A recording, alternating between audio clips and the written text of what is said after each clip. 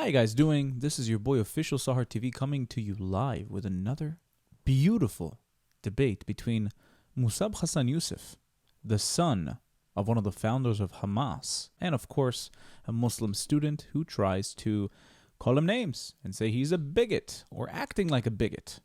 This video is going to be fun. Before we get to the video, please don't forget to like, comment, and subscribe so we can grow this beautiful community that we're building into larger scale. Let's get to the video. Yalla. So you talk about being pulled by the currents of political ideology. I can agree with you. Right? That being pulled by the political ideology of Islamism is completely incorrect and immoral. But it seems as though you haven't really dived too deep below the waters, and it seems that you're being pulled by a different current and a different ideology. And I think the ideology that you're preaching here is in more than one way Islamophobic. And let me explain to you why I believe so. I will equally condemn Hamas right here on the spot so we can all be clear in this room, right? Thank you for that. But what you are saying, right? And you talk about the treatment of blacks, you talk about the treatment of women, right? You talk about the only democracy in the Middle East. You talk about Arab inability to forge nations, to forge countries. You talk about the lack of existence of a Palestinian. Don't only talk about it. I understand. That's you're making my point for me. Thank you.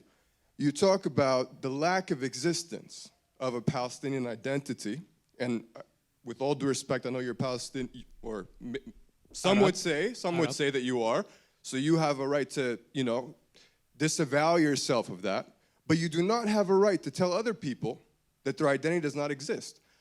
I believe that it is incorrect, it is immoral to say what identities do and do not exist, to dictate. That is almost the definition of being a bigot, right?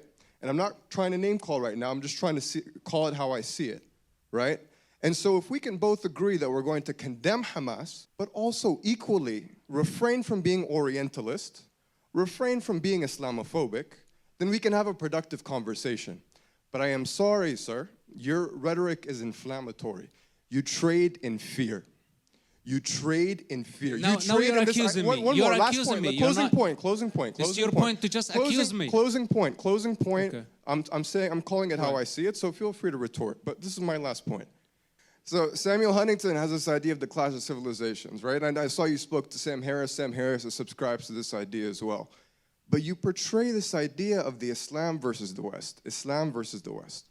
And I think this is a very, very dangerous idea. If we're both talking about Islamists, right, we can kind of get on the same page.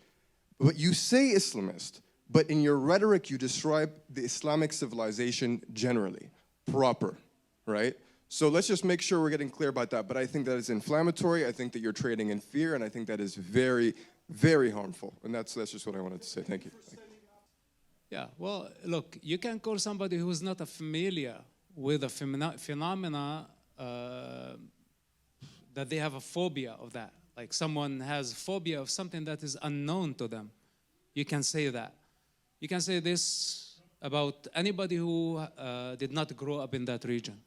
But as someone who went to a Sharia school, someone who memorized huge portions of the Quran, someone who speaks the classic Arabic, someone who studied so many Islamic denominations, you cannot accuse them. Are you listening to my answer? You see, you're busy right now, right? Suddenly you're busy. Listen, I heard exactly what you had to say, and I agree. Islamophobic. But you want to debate me right now? Maybe after. You want to debate me? Then you need to listen to me until I finish. Please. Sit down and listen. Okay. So I speak on experience, much longer experience than your experience combined. Not to reduce you, but have you been to a Sharia school? No, but you haven't. Have you studied the Sharia? Have you studied the Sharia, the 4 major books of legislation? Have you studied them? So name the 4 main sources of Islam. Why you cannot do it? You said that you studied it. When you have Sharia, you're talking about Sharia jurisprudence, you have... I need the sources. There are 4 main sources of Islam all Muslims agree on. What are the four sources? You have Sunnah, you have Hadith, right? You have Quran, right? That's not it. That's not it. You forgot Qiyas and Ijma'. So please sit down and listen. Please sit down and listen. I don't have phobia of Islam. I was born in Islam. You cannot tell a cub that they have a phobia of cats. Because this is their environment. You know, you tell somebody who never been to the situation Islamophobic. But I, as a son of the religion, I don't have a phobia. I have the right to rebel. Also, phobia is the irrational fear of something. And the fear of Islam and Islamism is very rational after all the attacks we've seen towards the free world, towards the West. So that term doesn't even apply, especially not on Musab Hassan Yusuf. Let's continue. I have the birthright to rebel. I I tell you something. I don't mind speaking to him after the event if this is what he wants, okay? And I don't mind actually debating someone. But the thing is, when you accuse someone, you must support. You know, you accuse me of Islamophobia. This is a big accusation. How can be Islamophobic if this is my natural environment? You know, you cannot tell a fish that a fish is afraid of water. Well, You know, why don't this you have the last nonsense. word? Let me just respond very, very quickly. I don't believe that Islamophobia is a helpful word, right? I think bigotry towards Muslims may be a better one, right? But I'm just using the word that most people understand. When I say that, people know what I'm talking about, right?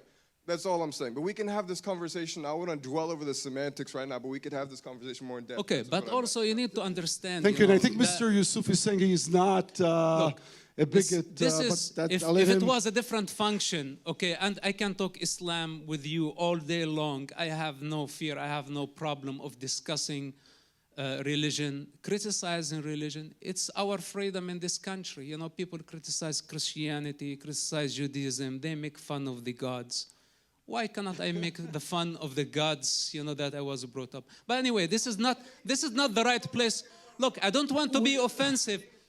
I don't want to be offensive to anybody, but thank you for bringing the topic. We were focusing on Gaza. You tell me that you're from Sudan. You're about like 2,000 miles away. Have you ever been to Palestine or to Israel? You never been there. So you shake your head when I said the black situation in the territories in denial, but you never been there.